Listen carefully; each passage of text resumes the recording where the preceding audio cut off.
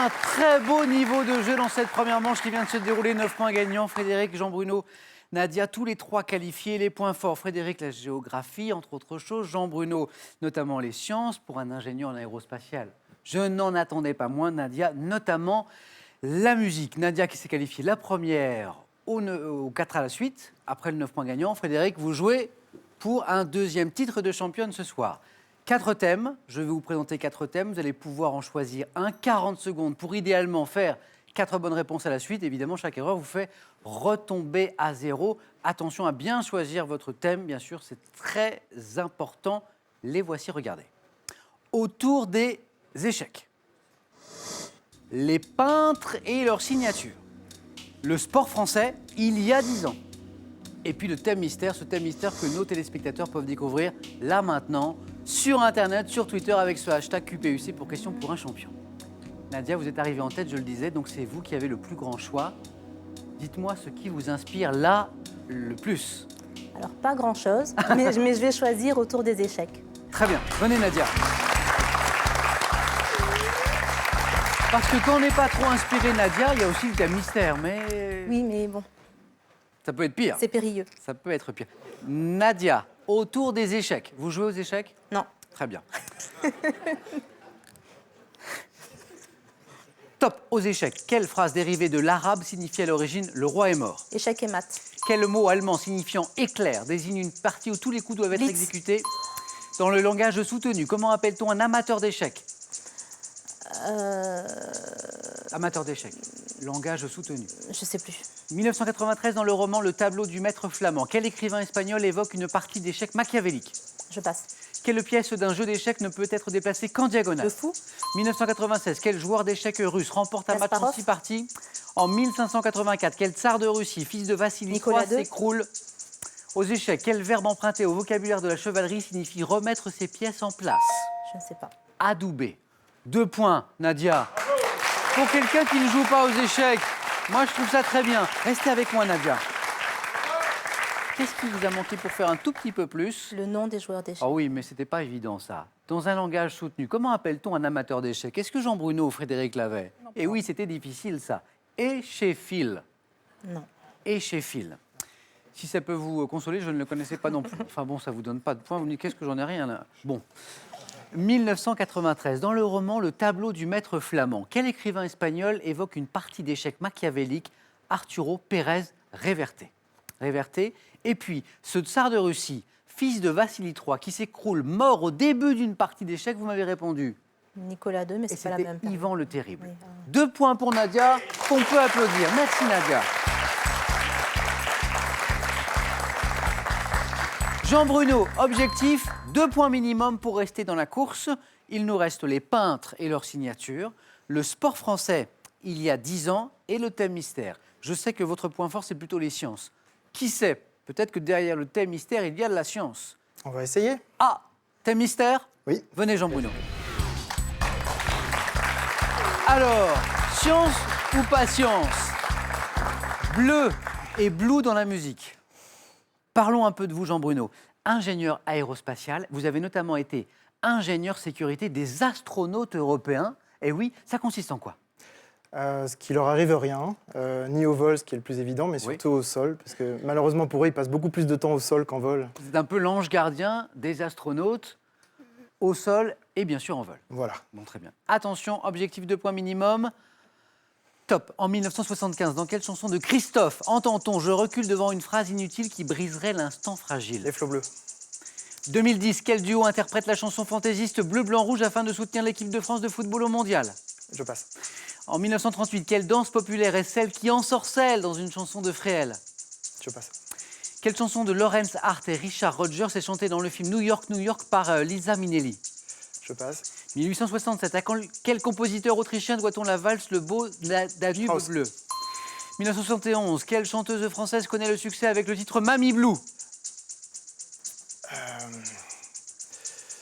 Mamie Blue. Je passe. Nicoletta. Eh oui. je vais Nicoletta. survoler Nicoletta, 1 point Jean-Bruno. Et je pense qu'il y a beaucoup, restez avec moi, beaucoup de questions que vous aviez. Johann Strauss, pas de problème. La chanson de Christophe, où on entend « je recule devant une phrase inutile qui briserait l'instant fragile ». Vous m'avez dit Les flots bleus. Flots bleus, et c'était les mots bleus. Les mots bleus. Autant. Ça, c'est rien. C'est mon flot qui a... Oui, votre chemise, vous mettez un peu sur la voix pourtant. Ah, ce duo qui interprète la chanson Fantaisiste. Fantaisiste pouvait vous mettre sur la voie. Bleu, blanc, rouge afin de soutenir l'équipe de France de foot au mondial. C'était Omar et Fred, vous savez. Cette chanson de Lawrence Hart et Richard Rodgers, qui est chantée dans le film New York, New York par Liza Minnelli, c'est Blue Moon. Donc toujours un petit peu de bleu dans notre histoire. Et puis cette danse populaire qui est celle qui ensorcelle. Sarabande. La Java bleue. La Java bleue. Dans une chanson de Frêle. 1 point pour Jean Bruno, mais tout n'est pas perdu, Jean Bruno. Tout n'est pas perdu, pourquoi? Parce que Frédéric peut aussi faire 1 point. Ou moins. Ou plus. Ou plus. Ou plus, Frédéric. Frédéric, notre championne en titre, qui est en lice ce soir, peut-être pour une deuxième victoire. Les peintres et leur signature, le sport français il y a 10 ans. Frédéric. Je vais prendre les peintres. Frédéric, venez.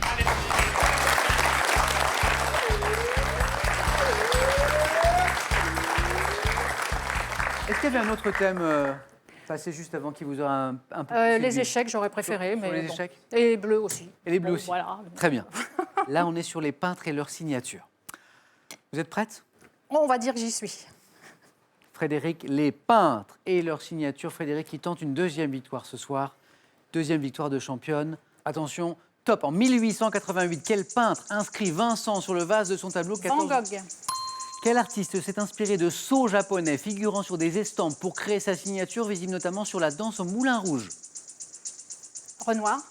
Quel artiste membre du nouveau réalisme signa ses œuvres sans le D final de son prénom à la suite d'une erreur commise sur un carton Je d'invitation? ne sais pas. Quel artiste est théoricien du mouvement Nabi, auteur de la toile Paysage aux arbres verts Je ne signée sais pas. en 1573? Quel peintre italien, célèbre pour ses portraits faits de végétaux, a inscrit son nom sur le... Archimboldo. Quel peintre né en 1819 à Ornans a appliqué en rouge sa signature sur les toiles Le Courbet. Château? Vers 1665, quel peintre flamand appose 2 points? 2 Miracle. points, Frédéric. Et c'est suffisant. Frédéric soulagé. Oui. Qu'est-ce qui vous a empêché de faire un tout petit peu plus? Cet artiste qui s'est inspiré de sceaux japonais, figurant sur des estampes pour créer sa signature, visible notamment sur la danse au Moulin Rouge. Moulin Rouge, ça vous inspire? Toulouse-Lautrec peut-être? Toulouse-Lautrec. Voilà, bien sûr. Toulouse-Lautrec. Et puis l'artiste membre du nouveau réalisme qui signa ses œuvres sans le D final de son prénom à la suite d'une erreur qui avait été commise sur un carton d'invitation, c'est Armand. Ah, non, Voilà le nom de l'artiste. Question que vous avez passée très très vite et vous avez bien fait. Artiste et théoricien du mouvement Nabi, auteur de la toile Paysage aux arbres verts, qui signait ses œuvres du monogramme Maude, M-A-U-D, Denis, Maurice Denis. 2 points pour notre championne, Frédéric.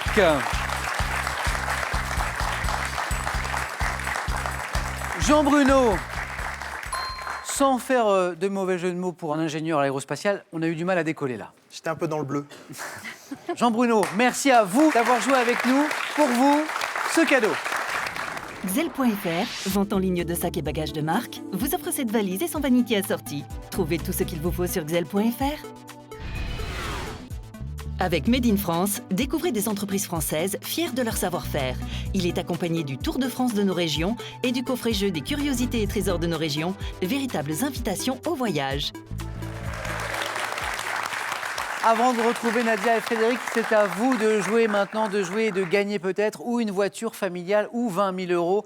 Voici la question. Écoutez, quel petit crustacé marin peut être grise, rose, bouquet? Réponse 1, la crevette. Réponse 2, la langouste. La bonne réponse est au 3243 par SMS 1 ou 2 au 7 10 20 et tirage au sort parmi les bonnes réponses. Nadia, Frédéric, félicitations de nouveau. Qui sera championne ce soir? Réponse dans un instant sur France 3.